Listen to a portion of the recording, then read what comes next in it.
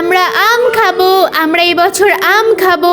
এই তোরা এরকম চিল্লাচিল্লি করছিস কেন? এই দেখ, যা টাকা ছিল তোদের জন্য বই এনেছি, আর কোনো রকম বায়না করিস না। আমি তোদের জন্য খাবার জিনিস কোথা থেকে নিয়ে আসবো? না, আমরা কিছু জানি না, আমাদের আম কিনে দিতে হবে। আচ্ছা তোরা চুপচাপ এখানে দাঁড়িয়ে থাক, আমি কোনো একটা ব্যবস্থা করছি। তো তোমাকে অনেকগুলো টাকা দিলাম, আর সমস্ত তরমুজগুলো আমি নেব। আচ্ছা বোন, তাহলে তুমি তরমুজগুলো নিয়ে যাও। কি বড় বড় পাকা পাকা তরমুজ, আজকে তরমুজ জমিয়ে খাবো। বৌমা, আমারও খুব খিদে পেয়েছে, আমাকে একটু তরমুজ দেবে?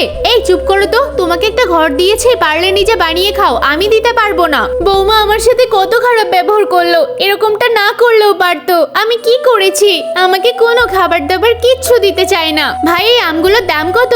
এগুলো 40 টাকা দিলেই হবে। ভাই আমার কাছে তো 30 টাকা আছে। আচ্ছা ঠিক আছে, কোনো ব্যাপার না, তুমি নিয়ে যাও। আমগুলো বেশ ভালোই আছে, এখন আমি বাড়িতে নিয়ে চলে যাই। ওই দাদি তো মনে হচ্ছে অনেক ক্ষুধার্ত, একবার দাদির কাছে যাই। দাদি, তুমি কি অনেকদিন কিছু খাওনি? আর রান্না বান্না করছো না কেন?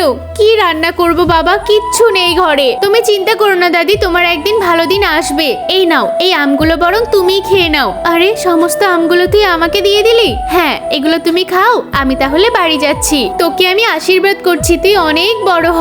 ঠিক আছে দাদি, আমি তাহলে আসছি, কিন্তু খালি হাতে বাড়ি ফিরবো, ওরা কি বলবে? আরে বাবা, বাবা এসে গেছে। বাবা, আমাদের আম কোথায় বলো না? দেখ, আমি তোদের জন্য আম কিনেছিলাম, কিন্তু তোদের একটা দাদি খুব ক্ষুধার্ত ছিল, তাকে দিয়ে দিয়েছি। আচ্ছা বাবা, কোনো ব্যাপার না, পরের বার কিনে দিও, তাহলেই হবে।